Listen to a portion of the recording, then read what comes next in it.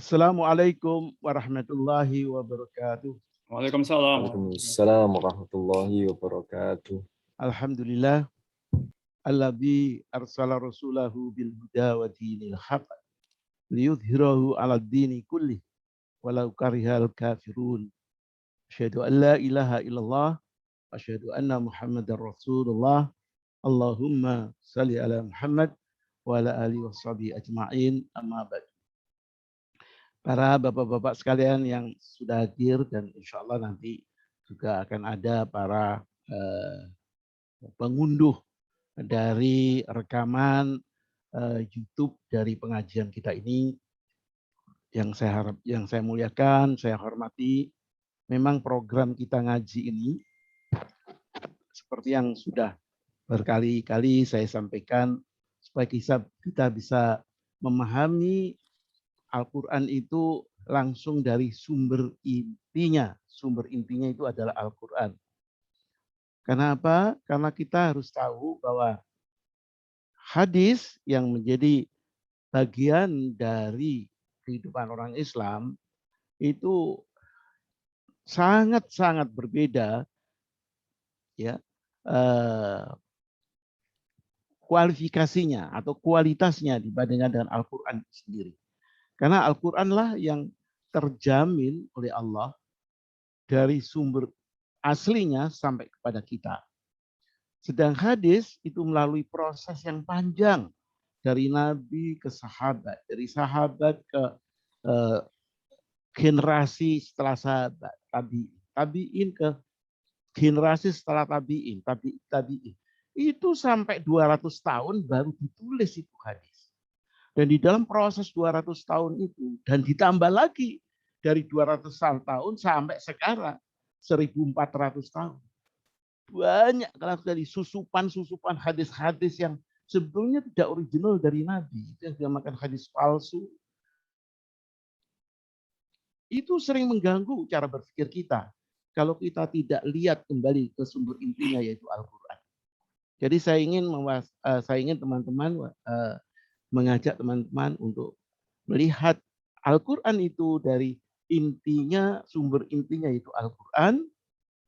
Kemudian penjabarannya dari Al-Quran itulah baru hadis, dan penjabaran dari Al-Quran yang tidak disebutkan oleh hadis dan pengembangan yang tidak disebutkan oleh hadis itu adalah science and technology. Science and technology itu adalah sunatullah juga. Yang sering dikatakan ayat-ayat yang bersifat kaunia. Ayat-ayat kaunia itu ayat-ayat yang kita kaji sendiri. Dari keahlian misalnya objin, THT, dari ilmu politik, dari ilmu teknik, dari ilmu komunikasi yang tidak disebutkan di Al-Quran, tidak dijabarkan secara sahih di hadis, wajib kita pelajari dari science and technology. Itu sunatullah. Bahwa air dikasih 100 derajat suhu menjadi uap, itu sunatullah. Tidak ada di Al-Quran. Tidak ada di hadis. Jadi sunatullah 100 derajat itu mendidih, 0 derajat itu membeku, itu sunatullah. Dan kita hidup dengan sunatullah. Kita hidup dengan sunatullah supaya kita tidak keliru. Air umap kita minum ya rusak. Jadi itu kuncinya bahwa hidup ini harus sejalan sunatullah. Sunatullahnya itu kita pelajari dari sumber langsung dari informasi Allah, yaitu wahyu, bentuknya Al-Quran dan hadis sahih, dan sumber yang kedua dari sunatullah itu dari science and technology. Dan ini ngaji kita ini adalah kita fokus kepada mencoba untuk melihat sumber asli yaitu Al-Quran. Nanti oleh Ustadz Sa'roni akan dibacakan bagaimana membaca Al-Quran. Membaca Al-Quran pun saya bilang tidak boleh ngarang. Masa Al-Quran dibaca dengan lagu-lagu yang tidak karuan, yang tidak ada hubungannya dengan tajwid. Ya rusaklah. Karena bukan itu wahyu yang turun pada Rasulullah di waktu wahyu turun itu. Wahyu turun di zaman Rasulullah, cara bacanya pun harus pas lah. Ya mungkin salah sedikit tidak apa-apa, tapi tidak ngarang, tidak kacau balau. Dengan langgam Jawa misalnya, gimana cara mengikuti tajwid kalau ngajinya dengan langgam yang Sinom Parijoto misalnya. Kan nggak bisa, nggak match. Itu saya kira suatu kreasi yang tidak sesuai dengan tuntunan Islam. Jadi oleh Ustadz Sa'roni nanti akan dibacakan membaca Al-Quran, tidak harus seperti Qori itu yang luar biasa itu lagunya tidak harus, tapi dibaca dengan tartil sesuai dengan tajwid. Kita mungkin sambil melihat HP kita atau laptop kita membaca dalam hati kalau di mute untuk mengikuti bacaannya Ustadz Sa'roni. Kemudian Ustadz Sa'roni juga memberikan terjemahannya ayat per ayat atau mungkin kata demi kata, lalu kemudian satu ayat difahamkan maknanya setelah juga dikaji hadis-hadis yang terkait dengan dan pandangan-pandangan ulama terkait. Saya ingin saudara tahu bahwa pandangan ulama pun tidak satu loh terhadap satu ayat. Tapi bukan berarti kemudian kita bingung, enggak. Insya Allah dari beberapa pandangan yang tidak sama, ada kunci-kunci yang kita semua tidak akan mendebatkan lagi. Dan kita pakai yang kunci itu. Dan dengan demikian insya Allah saudara kita lalu tahu apa sebetulnya tuntunan Al-Quran yang menjadi bagian dari hidup kita untuk kita jalankan setiap hari. Saya kira demikian sudah sekalian pengantar saya. Monggo Ustaz Sa'roni kita akan mempelajari Al-Quran surat Al-Mumtahanah. Silakan dibuka kalau misalnya ingin langsung di Al-Qurannya. Surat yang ke-60 yang akan dibahas adalah ayat 1 sampai 9. Tentang bacaannya semua dibaca, tapi tafsirnya nanti sesuai dengan waktu yang kita punya, yaitu sekitar 1 jam untuk Ustaz Sa'roni membaca tafsirnya berurutan. Saya kira demikian. Tafadhol Ustaz Sa'roni, silakan. Wassalamualaikum warahmatullahi wabarakatuh. Bismillahirrahmanirrahim. Assalamualaikum warahmatullahi wabarakatuh. Waalaikumsalam warahmatullahi wabarakatuh. Alhamdulillah Rabbil Alamin. Allahumma salli wa sallim ala Sayyidina Muhammad.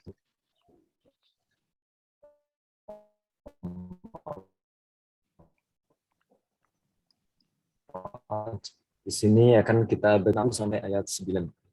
A'udzu billahi minasy syaithanir rajim. Bismillahirrahmanirrahim. يا أيها الذين آمنوا لا تتخذوا عدوي وعدوكم أولياء تلقون إليهم بالمودة وقد كفروا بما جاءكم من الحق يخرجون الرسول وإياكم أن تؤمنوا بالله ربكم إن كنتم خرجتم جهادا في سبيلي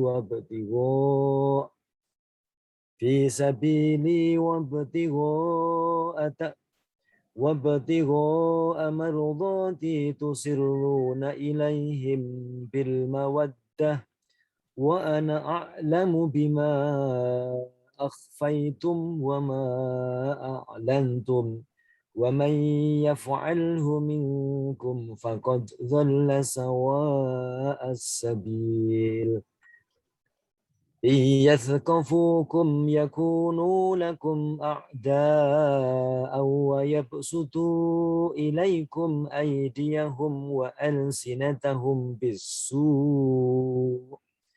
وألسنتهم بالسوء وودوا لو تكفرون لن تنفعكم أرحامكم ولا أولادكم يوم القيامة يفصل بينكم والله بما تعملون بشير قد كانت لكم أسوة حسنة في إبراهيم والذين معه إذ قالوا لقومهم إنا براء منكم ومما تعبدون ومما تعبدون من دون الله كفرنا بكم وبدا بيننا وبينكم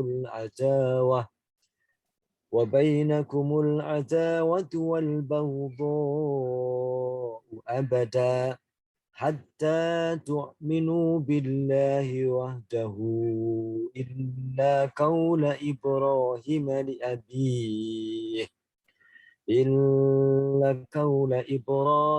لأبيه لأستغفرن لك وما أملك لك من الله من شيء ربنا عليك توكلنا وإليك أنبنا وإليك المصير ربنا لا تجعلنا فتنة للذين كفروا واغفر لنا ربنا إنك أنت العزيز الحكيم لقد كان لكم فيهم أسوة حسنة لمن كان يرجو الله واليوم الآخر ومن يتول فإن الله هو الغني الحميد عسى الله أن يجعل بينكم وبين الذين آتيتم منهم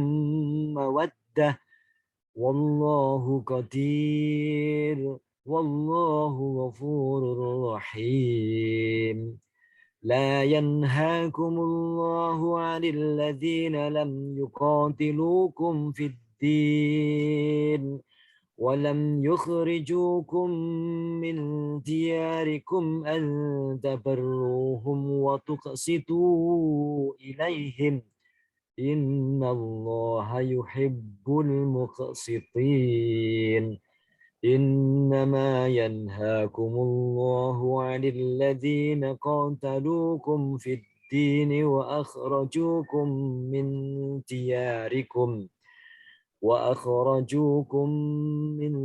دياركم وظاهروا على إخراجكم أن تولوهم ومن يتولهم فأولئك هم الظالمون.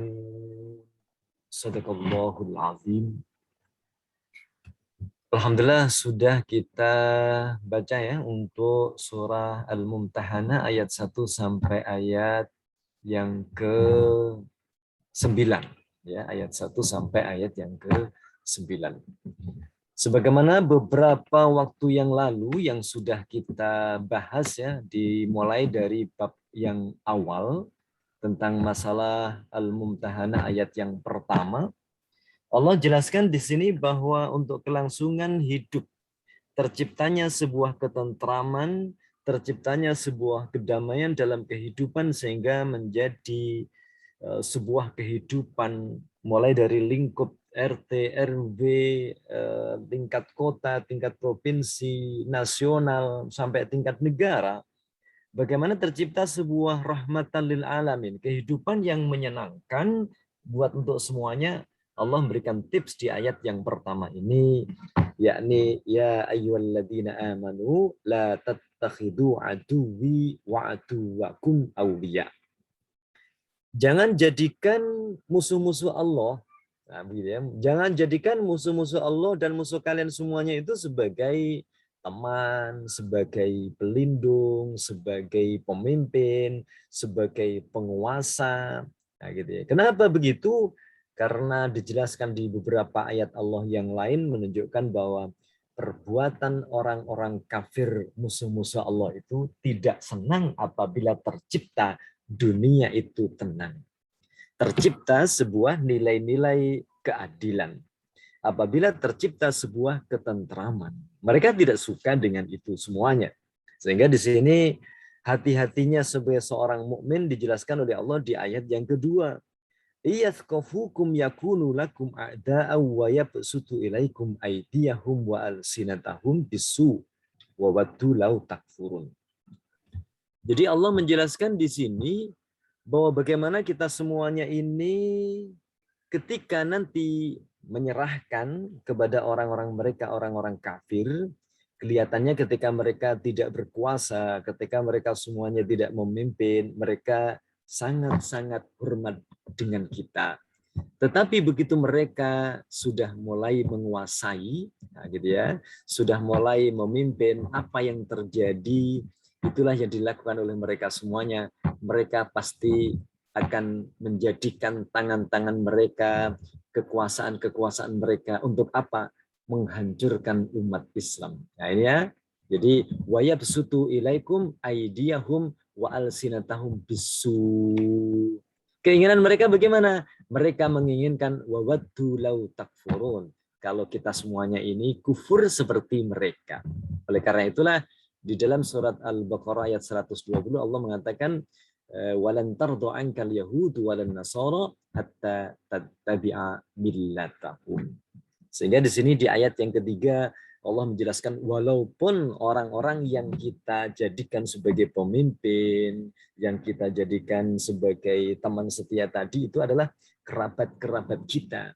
Tetapi kalau mereka akan memusuhi kepada Islam, memusuhi agama Allah, memusuhi akan rahmatan lil alamin, itulah Allah sampaikan di ayat yang ketiga ini. Sehingga bagaimana kita semuanya melangkah, kita sebagai seorang pribadi, kita sebagai anggota masyarakat, kita berprofesi apa saja, termasuk mungkin sebagai penguasa, pemimpin, sebagai politisi, Allah jelaskan di ayat yang keempat, bagaimana kita semuanya harus meniru perilaku Nabi Ibrahim alaihi salam. Dan di ayat yang kelima, di sini Allah jelaskan bahwa sebagai doa Nabi Ibrahim, ya Allah, la taj'alna. Jadi ayat yang kelima Allah berikan keterangan di sini Rabbana la taj'alna fitnatan lil ladzina kafaru waghfir lana rabbana innaka antal azizul hakim.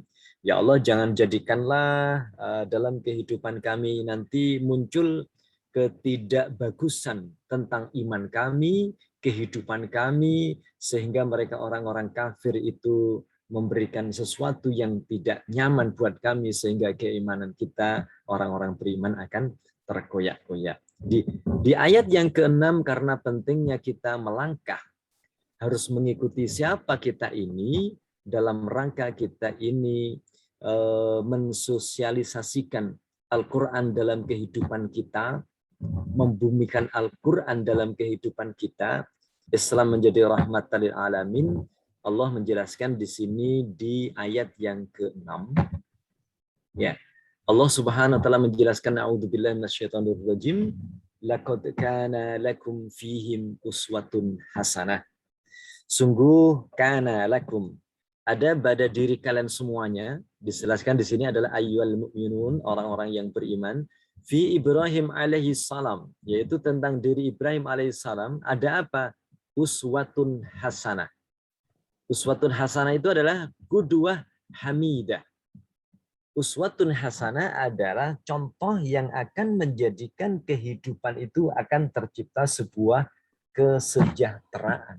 Nah, gitu ya. Jadi itu adalah merupakan uswah hasanah. Dijelaskan adalah qudwah hamidah. Siapa yang melakukan meniru perbuatan tersebut akan muncul hamid. Kalau hamid berarti sesuatu yang terpuji, tidak akan menyakiti kepada orang lain.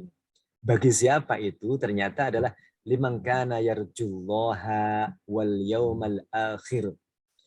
Orang-orang yang bisa mengambil qudwah hasanah dari Allah Subhanahu wa taala dari Nabi Ibrahim ini, mereka hanya orang yang mengharapkan Allah dan beriman adanya hari akhir, adanya surga, adanya neraka, dan orang yang beriman semangat untuk menggapai surganya Allah Subhanahu wa taala.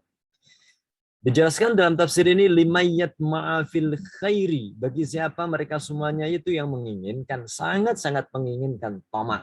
Nah, gitu ya. Fil khairi dalam kebaikan minallah, dari Allah Subhanahu wa taala fid dunya wal akhirah.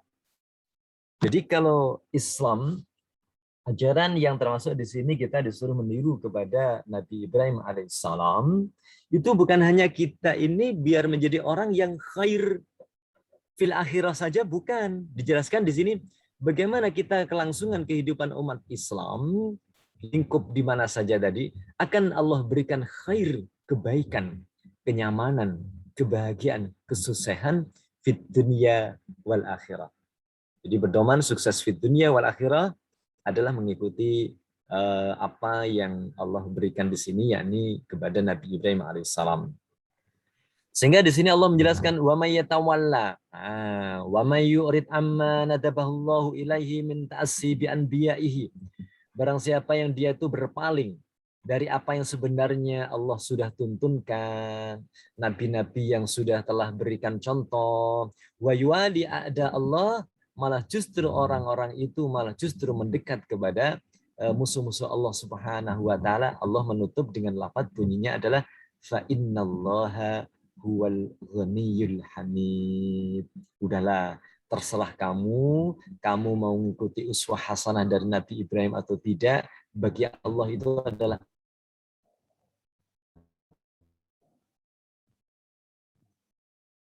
al-ghaniyu al-hamid. Di sini tentang masalah Allah itu adalah al-ghani al-hamid.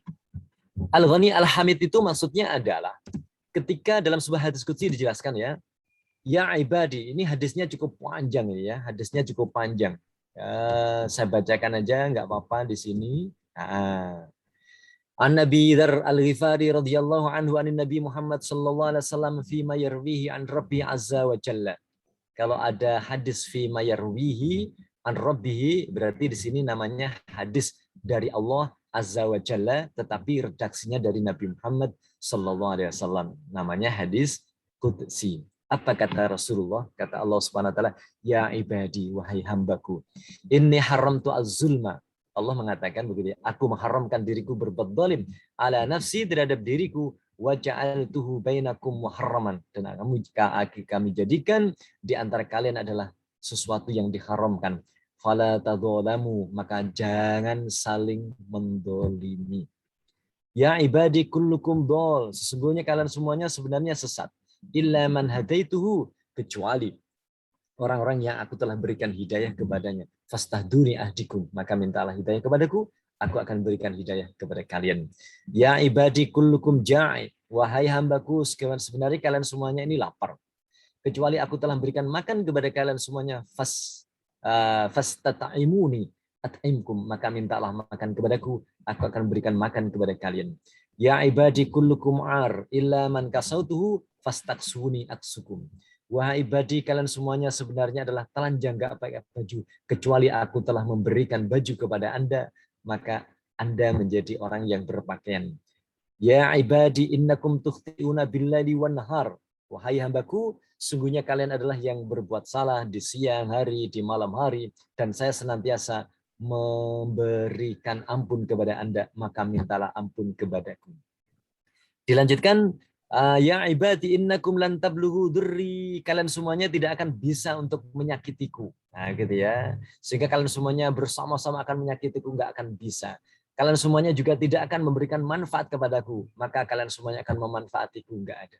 Jadi pengaruh apa yang kita lakukan sebagai hamba, sebagai orang kafir, sebagai orang mukmin, sebagai apa saja, itu tidak mempengaruhi Allah Subhanahu wa taala. Nah, ini yang saya maksudkan. Ya ibadi, anna awwalakum wa akhirakum wa insakum wa jinnakum kanu ala atqa qalbin rajulin wahidin minkum ma zata zalika fi mulki sayyan.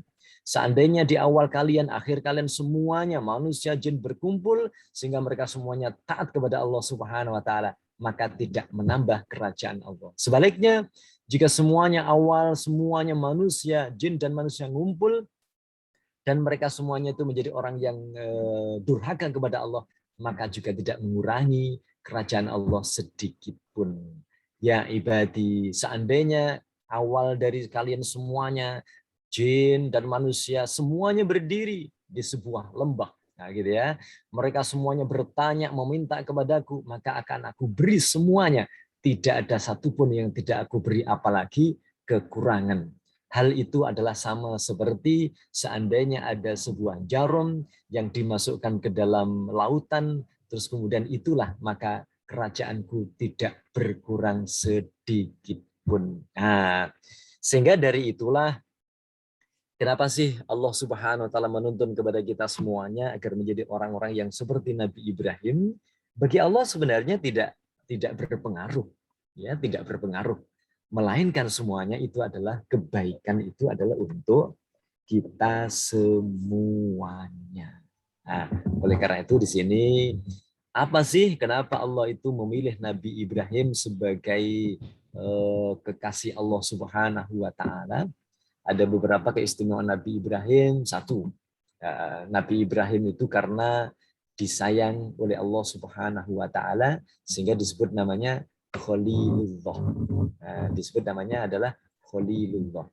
Kenapa disebut namanya Khalilullah?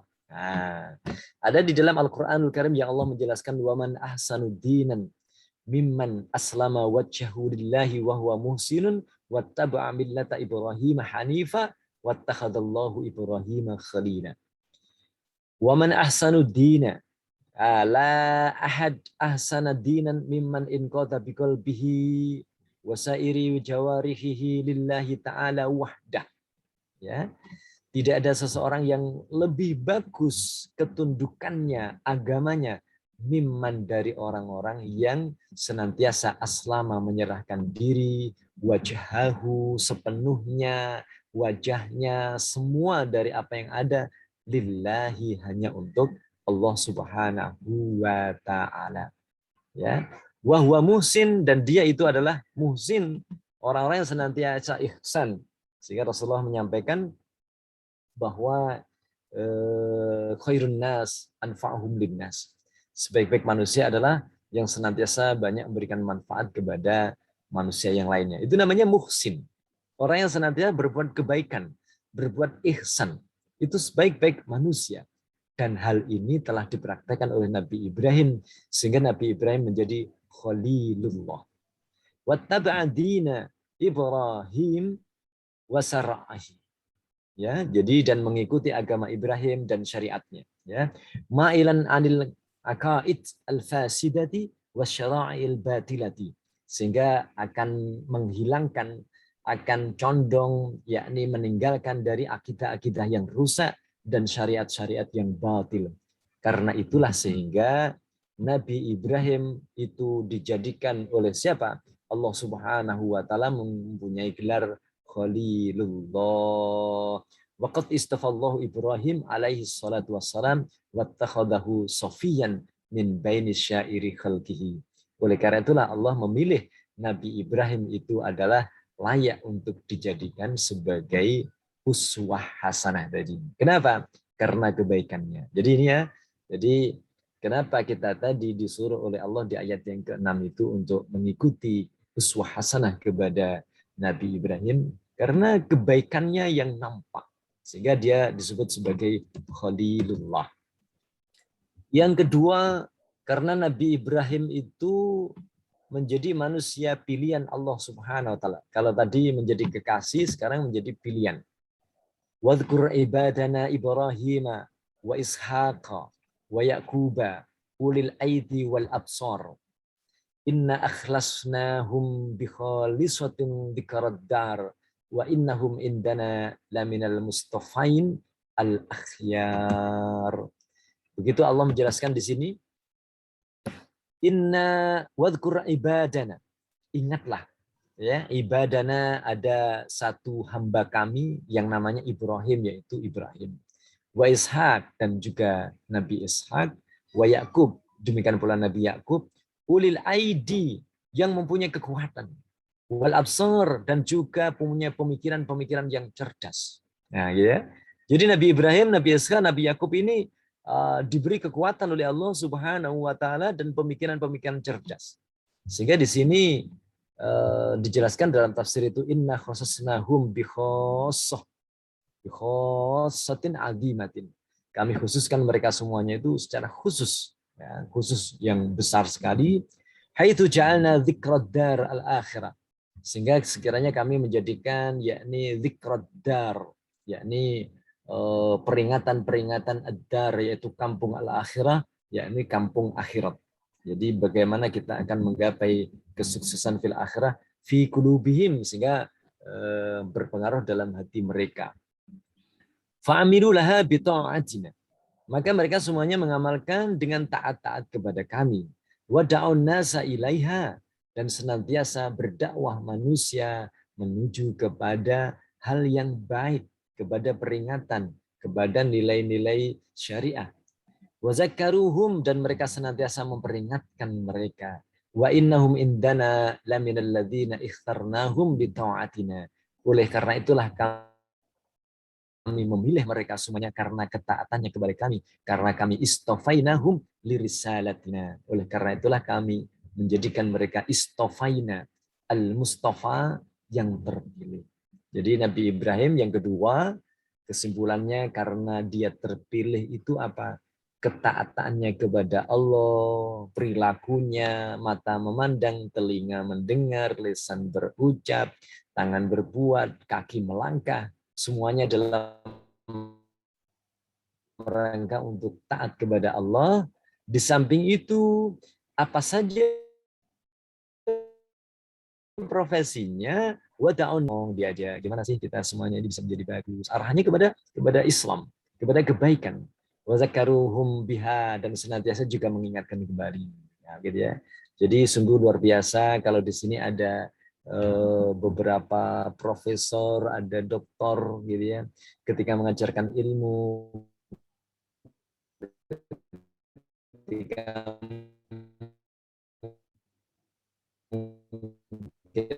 memberikan nasihat kepada, ini sungguh luar biasa. Atau mungkin profesi yang lain, nah, gitu ya. Ini sungguh luar biasa. Kalau senantiasa kita meniru dari ajaran Nabi Ibrahim alaihissalam, yang Nabi Ibrahim bergelar namanya Al-Mustafa.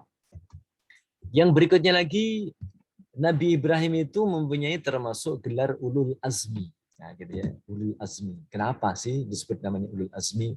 Fasbir kama sabara ulul azmi. Maka bersabarlah kalian semuanya sebagaimana sabarnya para ulul azmi. Siapa sih ulul azmi itu? Fasbir ayyuhar rasul. Karena ayat ini diturunkan kepada Rasulullah. Fasbir ayyuhar rasul, maka bersabarlah wahai Nabi Muhammad. Fasbir wahai semuanya umat Islam yang sekarang lagi membaca Al-Quran. Ya, kita semuanya ini ya. Karena Quran diturunkan kepada Rasulullah, Quran pula berarti untuk kita. Maka bersabarlah wahai kalian semuanya, wahai Rasul, ala ma asabaka min adza qaumika. Apa saja yang menimpakan kepada Anda min adza qaumika, dari gangguan-gangguan kaum kamu, al-mukazzibina laka, yaitu yang menyakiti kepada engkau. Fasbir kama sabara ulul azmi minar rusuli. Maka bersabarlah sebagaimana sabarnya para ulul azmi dari beberapa para rasul. Siapa para rasul ini? Nah, ini dijelaskan ya. Ulul azmi itu minar rusuli min qablika. Ya, ini dari rasul-rasul dari sebelum memberikan pernyataan adalah ulul azmi itu Nabi Nuh alaihissalam, wa Ibrahim alaihissalam, wa Musa alaihissalam, wa Isa alaihissalam, wa anta minhum, dan Anda berada di sana. Nah, kita pun berarti bisa menjadi orang-orang yang ulul azmi. Bagaimana syaratnya? Nah, ini syaratnya. Wasbir, sabar. Ketika ada gangguan dari kaumnya, termasuk kaumnya Nabi Musa itu ya termasuk Fir'aun. Nah, gitu ya. Kaumnya Nabi Ibrahim itu termasuk Namrud. Nah, kaumnya Nabi Nuh ya umat-umatnya. Kaumnya Nabi Muhammad ya termasuk kita-kita semuanya umatnya ini. Nah, kalau di antara kita yang sesama hidup dengan kita ini min adza qaumika, ada mengganggu, ya, mendolimi, menyakiti, ya, terus mereka berbuat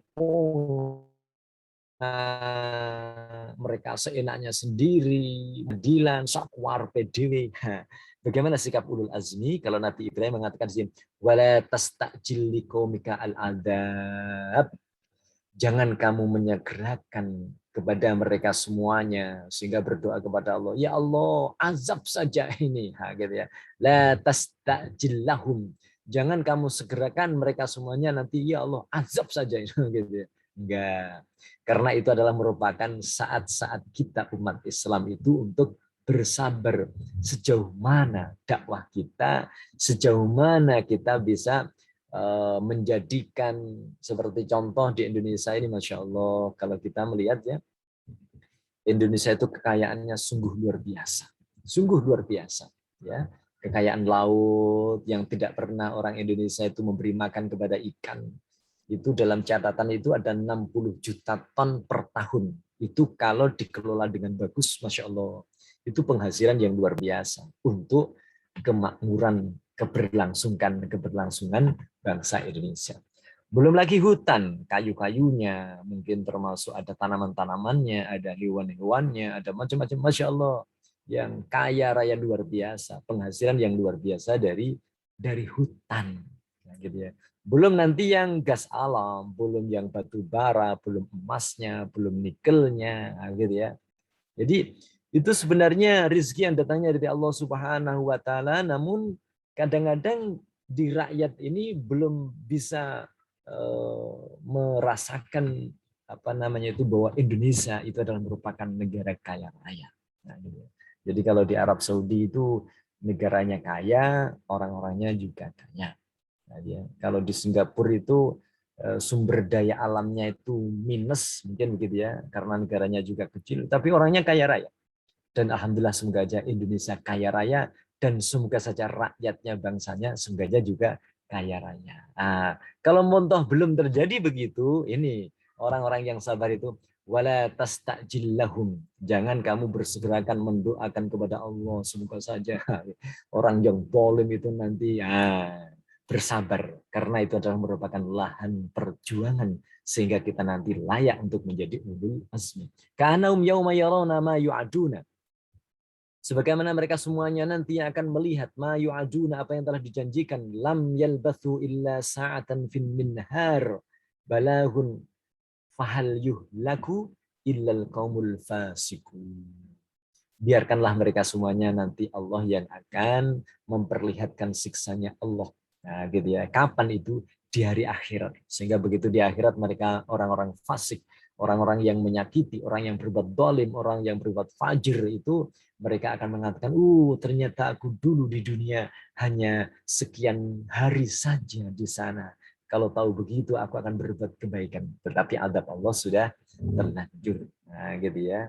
Jadi ini sungguh luar biasa dari bagaimana kita sebagai sosok seseorang yang senantiasa bersabar, nah, gitu ya, bersabar dalam rangka untuk menjadikan bukan untuk kesuksesan diri kita, tetapi bagaimana kesuksesan untuk bersama-sama. Sehingga Allah tadi Rasulullah menyatakan khairun nas anfa'uhum linnas. Baik-baik manusia adalah yang banyak memberikan kemanfaatan buat manusia yang lainnya.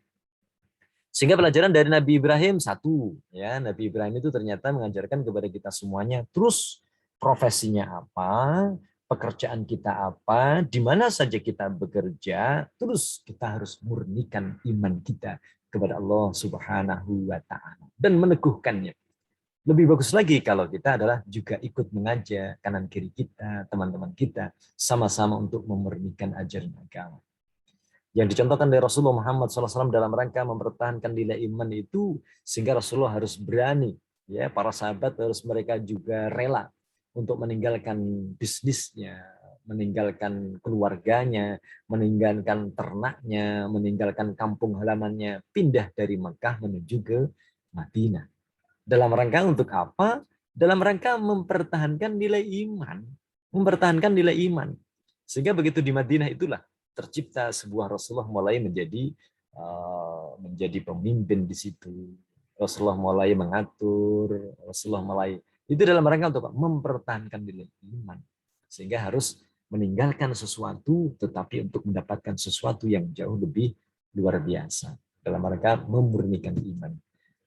Sehingga di sini termasuk salah satu contoh bagaimana Nabi Ibrahim senantiasa memurnikan iman. Idh qala li abihi wa qaumi ma hadhihi at-tamathil allati antum laha 'akifun. Qalu wajadna aba'ana laha 'abidun. Qala laqad kuntum antum wa aba'ukum fi dhalalim mubin. Jadi Nabi Ibrahim ketika berkata kepada bapaknya dan juga kepada kaum-kaumnya, ini kenapa kalian semuanya itu harus menyembah kepada berhala-berhala? Kalian semuanya konsentrasi pada berhala. Oleh karena itulah terus kalian semuanya melakukan perbuatan zalim, nah, gitu ya. Tetapi di tengah-tengah kondisi yang semuanya serba sesat itu, Nabi Ibrahim masih menjadikan dirinya tidak terpengaruh oleh seperti itu. Kan beda dengan kita sekarang, kondisi kita halal, haram, hak, batil, campur semuanya. Sehingga banyak orang mengatakan cari yang haram aja sulit, apalagi yang halal. Wah, akhirnya sekarang begitu. Suap sekarang sudah menjadi hal yang biasa. Nabi Ibrahim nggak begitu. Nah, inilah tonggak kemenangan seseorang dalam memperjuangkan pribadi, usaha, apa saja. Apabila mengikuti ajaran Nabi Ibrahim akan sukses di dunia wal akhirah. Sehingga dimunculkan di sini, inni wajjahtu wajhiya lilladzi fataras samawati wal arda hanifa wa ma ana minal musyrikin. Aku hadapkan wajahku hanya untuk pencipta langit dan bumi secara lurus, dan kami tidak akan berbuat syirik, tidak akan berbuat batil, tidak akan melanggar aturan Allah, yaitu menuju ke haram, mendurhakai kepada Allah. Pelajaran yang kedua adalah yakni hubungan yang bagus antara Nabi Ibrahim dengan ayahnya, walaupun ayahnya dia adalah seseorang penyembah berhala, ya, termasuk pembesar-pembesar kerajaan ayahnya itu, sehingga Nabi Ibrahim harus sempat diusir, tetapi Nabi Ibrahim malah justru juga mendoakan pada orang tuanya. Waghfir li abi innahu kana minadh dhalin. Ampunilah ya Allah dosa dari bapakku. Nah, gitu. Ampuni dia. Nah, gitu ya. Wala tuhzini yauma yub'atsun, yauma la yanfa'u malu wala banun. Hari di mana nanti yang tidak bermanfaat harta dan anak-anak, tidak bermanfaat. Illa man atallaha biqalbin salim, kecuali nanti yang menghadap kepada Allah dengan hati yang berserah diri kepada Allah Subhanahu wa taala. Pelajaran yang berikutnya lagi adalah ketika Nabi Ibrahim sebagai ayah. Kalau tadi sebagai seorang anak, ini bagaimana ketika Nabi Ibrahim kepada sebagai seorang ayah berbicara kepada anaknya. Ketika anaknya sudah mulai besar, anak yang ditunggu-tunggu, sudah sekian lama, sudah 80 tahun, belum punya anak, ternyata istrinya hamil. Begitu hamil, usia masih lucu-lucunya anak, ternyata muncul perintah Allah Subhanahu wa taala, ya bunayya inni ara fil manam, aku melihat engkau adalah di dalam tidurku, dalam mimpiku. Aku melihat bahwa aku menyembelih kepada engkau. Maka Allah memberikan pernyataan di sini Ibrahim, apa kata Ibrahim? Fandur madza tara. Menurut pendapat kamu gimana? Qala ya abadi, wahai bapakku yang tersayang, if'al, lakukan saja. Ma tu'mar, apa yang diperintahkan oleh Allah kepada Anda. Satajiduni, engkau akan mendapati saya insyaallahu minas sabirin, menjadi orang-orang yang sabar. Masya Allah ya. Jadi luar biasa sosok Nabi Ibrahim. Termasuk di sini adalah pelajaran yang keempat, bagaimana keikhlasan untuk berkorban walaupun anaknya sendiri yang digadang-gadang melanjutkan usahanya sebagai seorang dai, sebagai seorang nabi, tetapi karena perintah Allah rela, nah gitu ya, rela untuk mengkorbankan, tapi akhirnya Allah menggantikannya dengan domba. Ya, sehingga itulah dalam berkorban. Sehingga berikutnya lagi, pelajaran yang berikutnya lagi dengan apa yang dilakukan oleh Nabi Ibrahim adalah Nabi Ibrahim sangat peduli dengan masa depan keturunannya, baik dari aspek keimanan maupun kesejahteraan. Doa Nabi Ibrahim, nah, gitu ya. Sehingga bagaimana kita sebagai anak bangsa, kita berpikir bukan hanya untuk anak-anak kita saja, keturunan kita saja bukan, tetapi bagaimana tetangga kita, bagaimana masyarakat kita, bagaimana masa depan bangsa Indonesia ke depan. Rabbana inni askantu min dzurriyyati biwadin ghairi dzi zar'in inda baitikal muharram. Wahai Tuhanku, aku telah meninggalkan anakku, keturunanku di lembah yang di situ tidak ada tanaman, tidak ada air. Sehingga muncullah kisah Sofa Marwa, sa'i gitu ya, usaha, sehingga lari-lari kecil di sana, nggak ada air, berusaha lagi. Ya, itu ditinggal oleh Nabi Ibrahim ketika itu. Makanya kenapa harus ibunya Nabi Ismail, karena Ibrahim ketika itu pergi. Nah, ini doanya. Rabbana liyuqimus shalah, agar mereka semuanya nanti menjadi orang-orang yang menegakkan sholat. Betapa banyak di antara kita orang tua yang hanya mengejar anaknya sukses dari dunianya, tetapi tanpa ada dasar-dasar salat. Fajal af'idatan minan nas tahwi ilaihim, sehingga banyak orang yang nanti akan cenderung kepadanya, akhirnya senang, suka. Warzuqhum, berilah rezeki pada mereka, minas samarati la'allahum yashkurun, berikanlah mereka buah-buahan, kenyamanan dalam hidup, kebutuhan akan hidupnya, sehingga mereka menjadi orang-orang yang bersyukur kepada Allah Subhanahu wa taala. Termasuk Rabbij'alni muqimas shalah wa min dzurriyyati rabbana taqabbal du'a. Wahai Tuhanku, jadikanlah kami menjadi orang-orang yang menegakkan salat dan termasuk keturunan.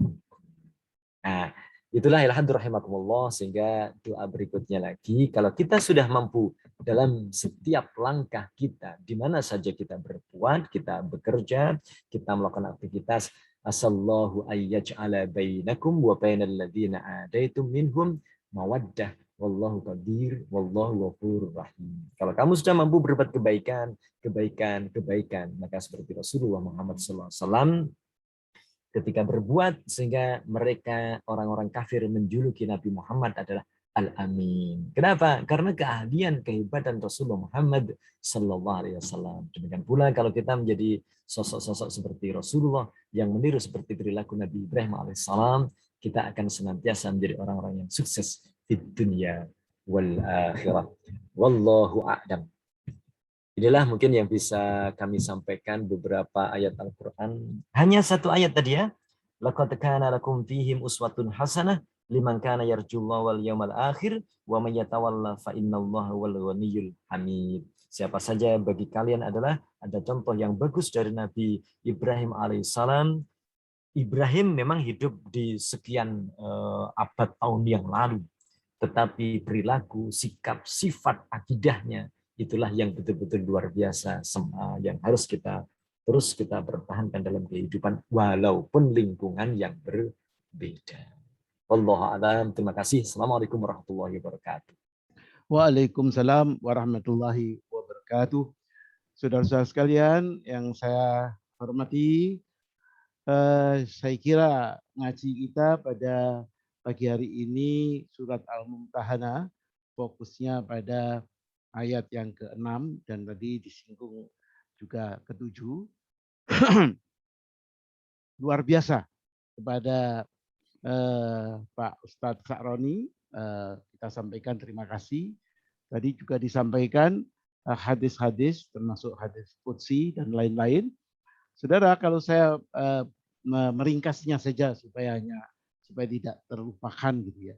Jadi kita diminta diajarkan oleh Al-Quran itu untuk mencontoh Nabi Ibrahim, otomatis Nabi Muhammad ya. Tapi kemudian di dalam ayat ini fokusnya kita juga diminta oleh Al-Quran, oleh Allah mengatakan supaya kita meniru dari Ibrahim, Nabi Ibrahim. Dan tadi disampaikan dengan sangat baik apa yang dicontoh dari Nabi Ibrahim. Ini yang saya bilang ini juga penting karena itu yang dikerjakan juga oleh Rasulullah, yang diajarkan oleh Islam. Saya ringkas ada 5 ya tadi 5. Nomor 1, jangan keliru Tuhannya. Itu kuncinya. Nabi Ibrahim itu sangat jelas sekali bagaimana mencari Tuhan. Akhirnya ketemu Allah. Bukan ciptaan. Bukan matahari, bukan pohon, bukan gunung, bukan batu. Itu semua ciptaan. Tapi akhirnya yang disembah, yang benar itu adalah Allah. Pencipta. Banyak manusia yang tersesat karena mentuhankan yang diciptakan. Bayangkan. Ya, matahari yang diciptakan Allah disembah sebagai Tuhan. Manusia yang diciptakan oleh Allah disembah sebagai Tuhan. Itu kesalahan fatal. Dan bedanya Islam dengan yang lain, antara lain Islam itu turun karena mengembalikan kesalahan manusia itu pada kebenaran. Mentuhankan pencipta, mentuhankan Allah. Dengan sifat-sifatnya yang saya bilang itu bisa ditelusuri. Yang satu tidak beranak dan tidak diperanakkan, yang tidak ada yang bisa membandinginya. Jadi kata kunci dari Ibrahim itu mentuhankan Allah pencipta. Itu yang nomor 1 saya ringkas saja. Yang kedua, setelah kita mentuhankan Tuhan yang benar, maka kita itu harus berserah diri kepadanya. Tadi disampaikan dalam hadits qudsiynya itu. Kalian itu pada dasarnya telanjang, aku yang memberikan kamu itu adalah pakaian. Pada dasarnya kalian itu adalah lapar, aku yang memberikan kepada kalian itu makan. Jadi itu kata kuncinya adalah tawakal. Kita berserah diri padanya. Sayang di antara umat Islam banyak Tuhannya salah, tidak lagi otomatis berserah diri kepada Tuhan. Sok pinter mencari makan, mencari pakaian, mencari hiburan. Dan saya bilang ini nomor 2 yang namanya teori yang tadi disampaikan adalah ketawakalan, berserah diri sepenuhnya. Yang ketiga itu adalah tadi disampaikan bahwa Nabi Ibrahim itu sungguh taat pada tuntunan Allah. Ketaatan ini yang luar biasa. Allah menyuruh ini, kita tidak taat. Menyuruh ini, tidak taat. Jangan hura-hura, tidak taat. Jangan berkumpul sama musuh-musuh Islam, kita taat. Malah mengatakan, saya berkumpul itu maunya untuk membuat mereka menjadi orang yang benar. Nah, bingung lah. Bingung sendiri. Tidak ada ceritanya Nabi dan sahabat, termasuk Nabi Ibrahim itu, kemudian bersahabat erat, menjadikan mereka itu pemimpin orang-orang yang zalim, orang-orang yang kafir. Tidak benar. Atas nama mau menyadarkan mereka, kemudian mereka kutuk sama mereka, sama orang-orang itu. Itu kesalahan berpikir saya bilang. Jadi kita itu harus betul-betul bersama, taat kepada bersama-sama sama orang mukmin itu. Kemudian berikutnya bahwa tadi disebutkan Ulul Azmi, nama masjid UNER itu yang di kampus itu Ulul Azmi. Itu mungkin Ustadz Sa'roni kalau sudah tahu ya nggak apa-apa, tadi tidak disampaikan. Nama masjid UNER itu Ulul Azmi, tempat orang-orang yang mempunyai keteguhan di dalam berislam. Tidak gampang dia menjual agamanya, hanya remah roti. Mereka dapat rotinya, kita dikasih remah-remahnya sudah menggabung pada mereka, mendukung mereka. Masya Allah. Tempatnya di mana yang benar? Itu yang tadi ulul azmi, teguh. Nah, kemudian yang kelima yang saya bilang, ini apa disampaikan, bahwa untuk berbuat baik, untuk menegakkan kebenaran, kita harus siap berkorban. Berkorban. Jihad fisabilillah bi amwalikum. Kemudian tadi Ustadz menyinggung pada Indonesia. Indonesia yang luar biasa kayanya. Lautnya, hutannya, kekayaan di dalam tanahnya. Itu cukup untuk membuat Indonesia ini seluruh rakyatnya yang mungkin sekarang 260, mungkin 500 juta pun cukup. Tadi disampaikan itu oleh Ustadz Sa'roni. Tapi ternyata faktanya tidak. Solusinya bagaimana? Solusinya tidak hanya berdoa. Pastilah. Ya Allah, jadikan kami ini hebat. Tidak. Lihat sunatullahnya. Saya memberikan gambaran, saudara. Misalnya kita punya keluarga dengan rumah dan halamannya. Mungkin rumahnya tadi itu apa ya, Pak yang tadi mengatakan rumahnya Pak Profesor Wiyadi ini besar halamannya, di belakangnya luas untuk dibuat olahraga. Misalnya rumahnya Pak Profesor Wiyadi ini di dalam tanahnya itu ada kandungan intan berlian. Tinggal ngeruk. Tapi begitu dikeruk, kemudian uangnya itu diambil oleh kepala keluarga dan 1 anaknya saja. Padahal Pak Wiyadi ini punya 10 anak. Dipakai ngelencer, dihamburkan ini. Keluarganya Pak Profesor Wiyadi pastilah tetap miskin. Dan yang menentukan intan berlian itu untuk dikeruk dan dipakai untuk 1-2 orang, anaknya dari 10 anaknya, siapa? Ya si kepala keluarga lah. Kebijakan kepala keluarga itu yang menentukan apakah keluarga itu sejahtera, mawaddah, warahmah. Dan kalau itu negeri, maka pasti yang menentukan itu kepala negara lah. Jangan kita mencari orang lain sebagai kambing hitam. Kebijakan kepala negara itulah yang akan menentukan apakah kekayaan negara itu memakmurkan rakyatnya atau memanjakan orang asing, membanyakan 1-2 orang saja di dalam negeri. Sedangkan majority keluarga itu atau majority warga negara itu tetap miskin terlantar. Jadi saya kira seperti tadi disampaikan, selain kita itu berdoa, harus ada sunatullah yang dilaksanakan. Kita tahu sunatullahnya itu apa, Kita lakukan itu koreksi di situ. Itu saya kira itu yang maksudnya Ustaz Saron. Jangan hanya berdoa, tidak cukup. Harus ada action.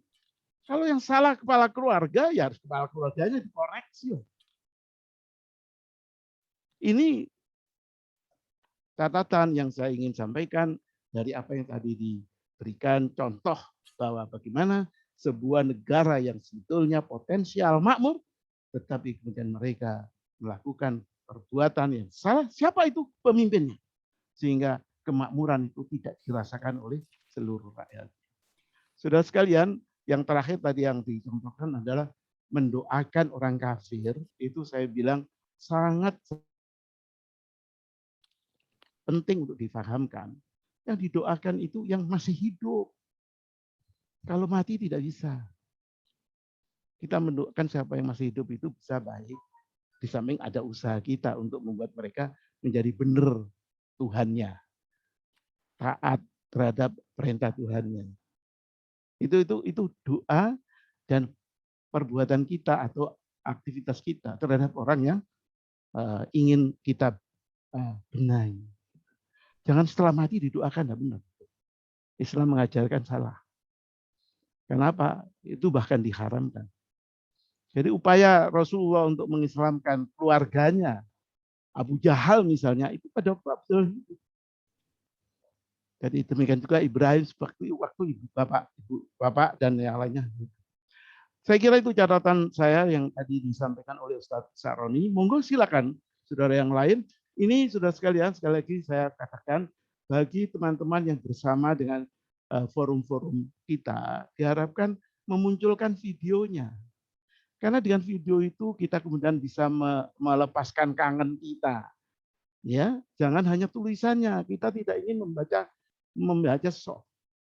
saudara itu dengan tulisan. Waduh, Masya Allah. Namanya silaturahmi ini wajah. Lihat wajah. Jelek, sejelek apapun, nggak ada masalah.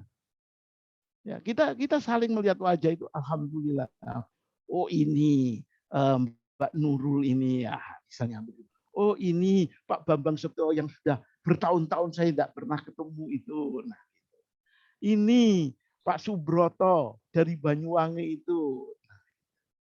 Jadi saudara sekalian, ini siapa lagi? Monggo silakan diusahakan menampilkan videonya, ya. Jangan kita menyimpan untuk mengetahui seorang dari huruf-hurufnya. Saya kira itu kurang banyak itu berkahnya kalau hanya tahu huruf. Tapi wajah dilihat, Masya Allah. Ini keakraban antara kita semua. Saya kira demikian catatan saya untuk selanjutnya juga. Dan untuk teman-teman yang mau bertanya silakan menyampaikan kesempatan. Pak Saroni ada bersama kita. Masih ada beberapa waktu lagi. Tafadhol, monggo silakan. Pak Ahmad Bakarman, alhamdulillah. Siapa ini yang akan mengajukan? Monggo Pak Mahmudi, silakan. Terima kasih Ustaz Saroni. Saya tadi menarik 3 hikmah tadi ya. Yang pertama Khalilullah terhadap cerita Nabi Ibrahim, Khalilullah. Yang kedua adalah Al-Mustafa. Dan yang ketiga Ulil Azmi. Apakah bisa dikatakan kita itu harus lebih meneladani Nabi Ibrahim itu mendekatkan seperti yang ketiga sifat tadi, yaitu Khalilullah sebagai kekasih Allah. Kalau sebagai kekasih Allah itu kan tidak boleh melakukan perbuatan-perbuatan maksiat, karena Allah akan benci. Kalau kekasih kita itu akan benci. Yang kedua Al-Mustafa dan yang ketiga Ulil Azmi. Apakah bisa kita translatekan seperti itu, Ustaz? Gimana, Ustaz? Bisa nggak seperti itu? Penjelasannya bagaimana? Monggo untuk mempersingkat waktu, monggo yang lain dulu. Kalau ada pertanyaan lain, Pak Saroni nanti dijawab keseluruhan belakangan.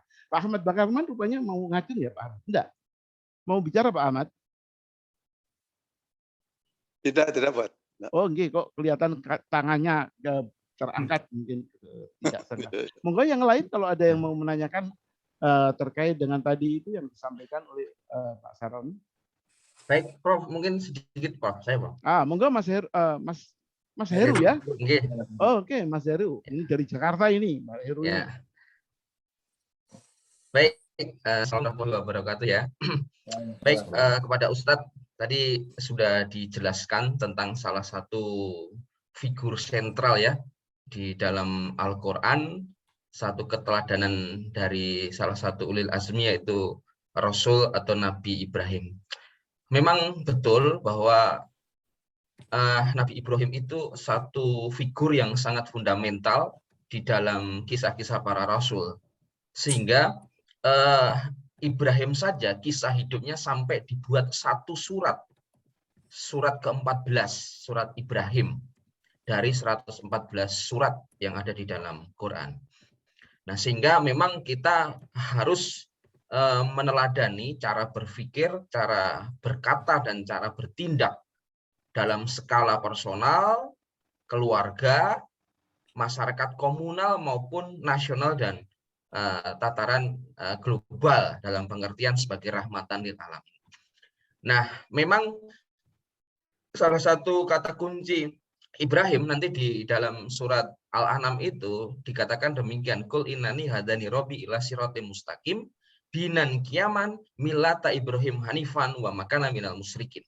Salah satu nikmat yang besar dari Ibrahim adalah beliau pernah diberikan siratal mustaqim, yaitu jalan kebenaran untuk mewujudkan satu kehidupan yang damai sejahtera, baik di dalam dunia hari ini maupun di akhirat nanti. Nah, mungkin pertanyaan saya, bagaimana skema hidup ya, atau metodologi hidup Abraham, sehingga kisahnya begitu banyak diceritakan dalam Al-Quran, sehingga nanti ini akan menjadi dasar bagi kita untuk menjadi pedoman baik secara konseptual iman maupun operasional yang sering diingatkan oleh Prof. Amsari, kita untuk berjuang secara konkret.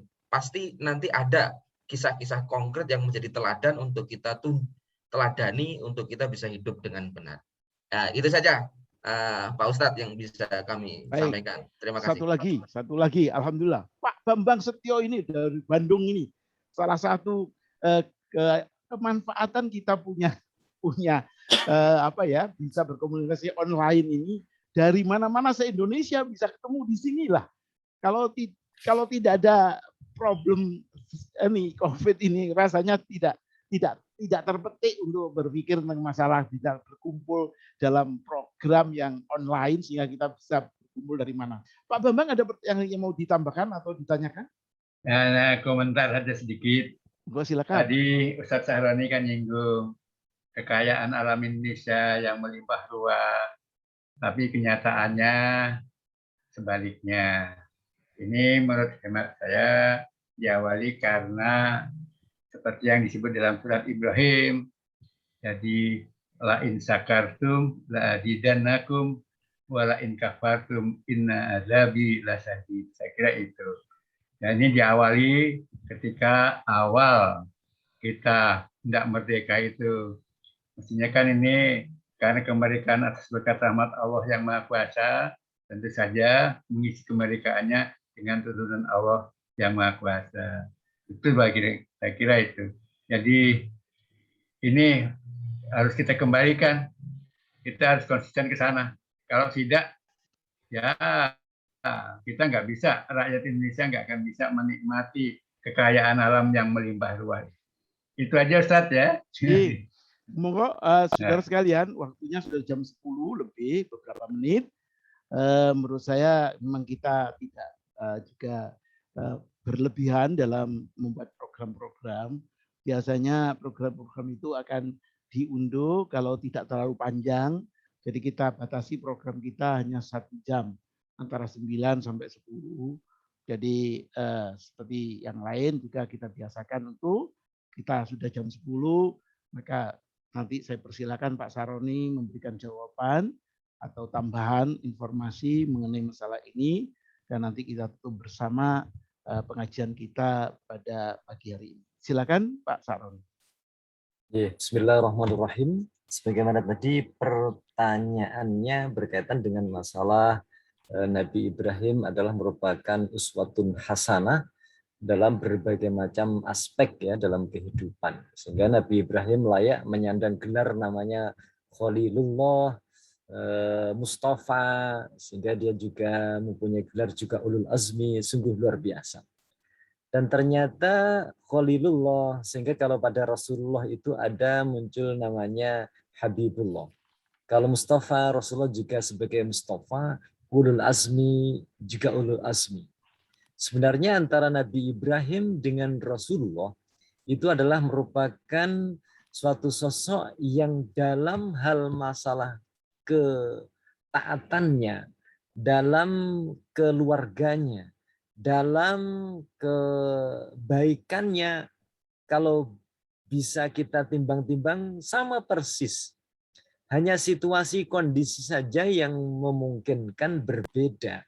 Ya, kondisi yang pada masa Nabi Ibrahim berbeda dengan kondisi pada masa Nabi Muhammad SAW. Situasi kepemerintahan kalau Nabi Ibrahim langsung berhadapan dengan superpower pada waktu itu, yaitu Raja Namrud, sehingga sampai-sampai mempunyai pengumuman siapa saja yang hamil harus diawasi, lahir bayi laki-laki harus dibunuh, loh, sampai seperti itu. Nah, situasi berbeda dengan Nabi Muhammad Sallallahu Alaihi Wasallam. Nah, sehingga dengan demikian hal yang bisa kita ambil dari ini tetap berarti kalau Rasulullah Muhammad SAW mempunyai banyak tips ya, bagaimana ketika Rasulullah itu termasuk ada di dalam Sirah Nabawiyah, bagaimana Rasulullah berdakwah ketika berada di Mekah, bagaimana ketika Rasulullah berdakwah di Madinah, bagaimana Rasulullah berikutnya lagi setelah memenangkan di Mekah dan Madinah sehingga muncul Fathu Mekah. Nah, itu semuanya ada di Sirah Nabawiyah. Skema-skema bagaimana Rasulullah itu sehingga memenangkan,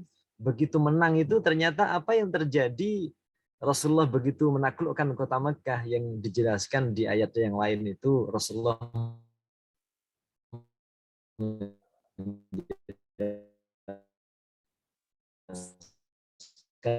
bahwa sebentar lagi malah kita bagus, kasih sayang kita kepada sesama bagus, ukhuwah kita bagus, Persia dan Romawi sebentar lagi akan takluk di bawah umat Islam. Nah, ini kan luar biasa. Nah, gitu ya. Sehingga kita sebagai bangsa Indonesia ini, kalau kita bisa meneladani Rasulullah dari sisi berbagai macam hal tadi, termasuk Nabi Ibrahim, insya Allah semoga aja nanti akan tercipta sebuah negara kita, baldatun thayyibatun wa Ghafur, bukan memunculkan sosok-sosok pengkhianat atau mungkin pembohong atau mungkin perusak atau pendolim, bukan. Nah, gitu. Ya.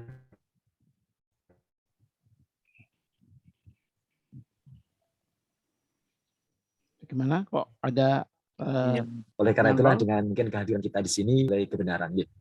Halo ya. Halo, suara saya. Suara saya jelas? Sekarang jelas ya. Kadang-kadang, silakan teruskan Pak Sarul. Jadi itulah dengan kita berkumpul di sini, kita merupakan bukti kalau kita cinta kepada Allah, kita cinta kepada Rasulullah, kita cinta kepada ukhuwah silaturahim, kita cinta untuk memperbaiki diri kita, mana kekurangan kita perbaiki, merupakan bentuk bagaimana kita siap untuk berjuang, berjihad. Nah, semoga aja Allah jadikan kita semuanya menjadi keluarga sakinah mawaddah warahmah dan kesejahteraan dalam kehidupan berbangsa dan bernegara. Segera mungkin itu dulu yang bisa saya sampaikan. Monggo Pak Fuad, silakan. Alhamdulillah. Baiklah saudara sekalian, waktunya sudah juga habis. Sekali lagi saya sampaikan bahwa kita ngaji Al-Quran, kalau bisa semaksimal mungkin kita manfaatkan nilai-nilai operasionalnya. Kita jangan sampai hanya terfokus kepada yang bersifat abstrak. Kita coba cari apa-apa yang nyata yang bisa kita lakukan. Dan yang kita lakukan itu tentu bukan hanya doa. Saya ingin menyampaikan itu. Doa itu adalah pastilah. Tidak disuruh pun kita selalu berdoa. Tapi apa dari tuntunan Al-Quran yang bisa kita ambil untuk kita kerjakan? Jadi kata kuncinya itu di situ. Kalau kita melakukan itu, insya Allah kita menjadi hamba Allah yang semakin dicintai Allah dan mendapatkan rahmat dan berkahnya dari Allah Subhanahu wa taala. Saudara sekalian, kita tutup pengajian kita dengan membaca doa. Subhanakallah wa bihamdika nasyhadu an la ilaha illa anta astaghfiruka wa atubu ilaik. Wassalamualaikum warahmatullahi wabarakatuh.